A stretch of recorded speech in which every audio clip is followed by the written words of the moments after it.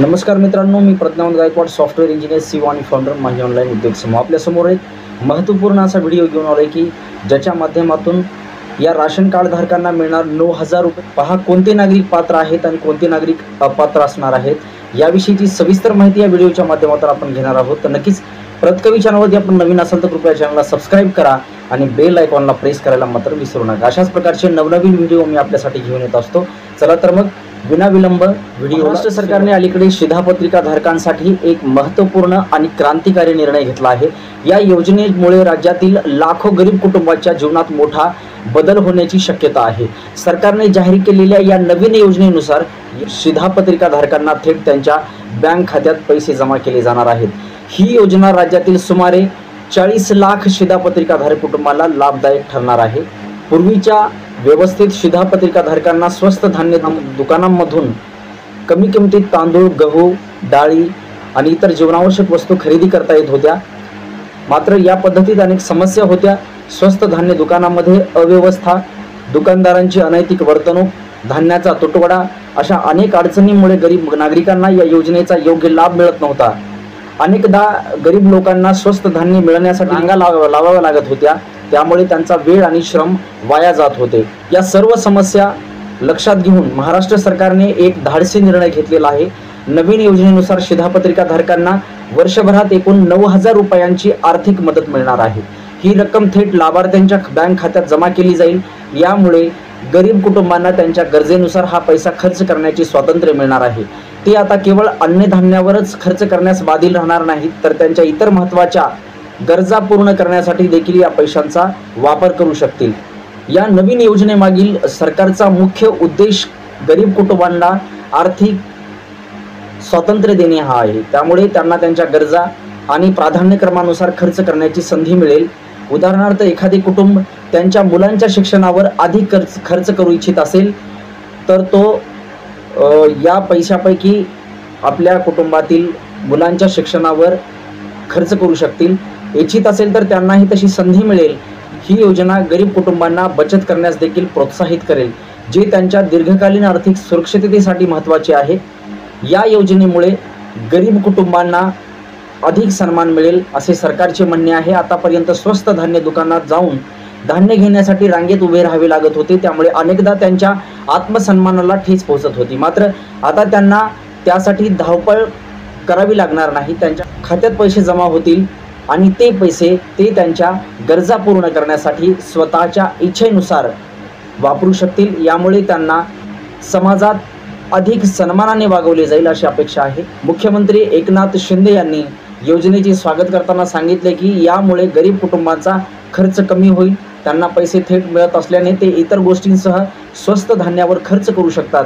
या योजनेमुळे गरीब कुटुंबांना अधिक सन्मान मिळेल आणि त्यांच्याकडे अधिक पर्याय असतील. मुख्यमंत्र्यांच्या या विधानावरून सरकारचा या योजनेमागील दृष्टिकोन स्पष्ट होतो.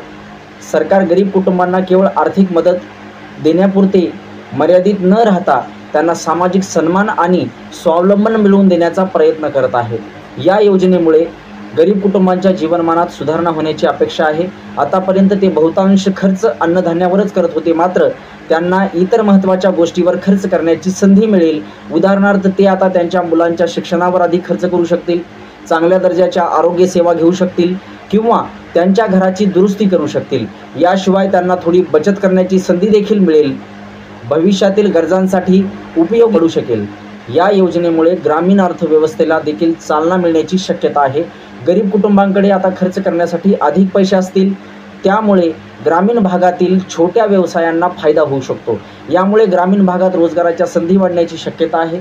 तसेच या योजनेमुळे ग्रामीण भागातील बँकिंग व्यवस्था अधिक सुलभ होण्यास मदत होईल, कारण आता अधिकाधिक लोक बँक खाती वापरतील.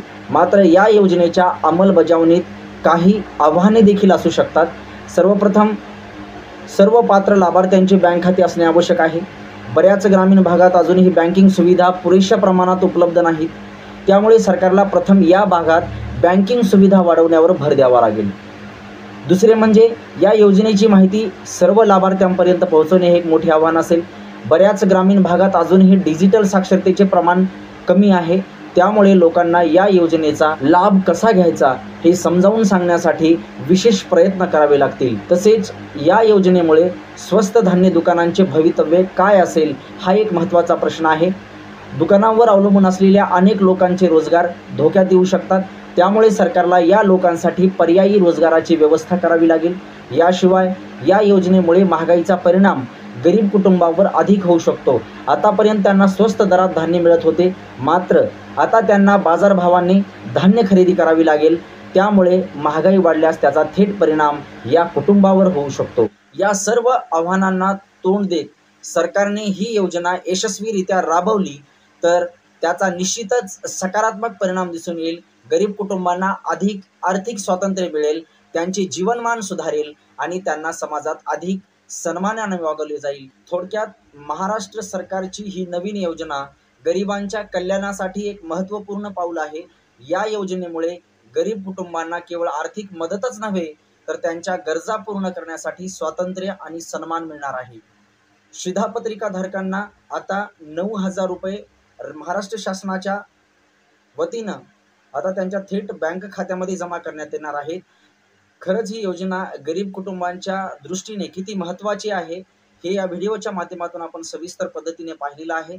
अशाच प्रकारचे नवनवीन व्हिडिओ आपण या यूट्यूब चॅनलवरती पाहत असतो।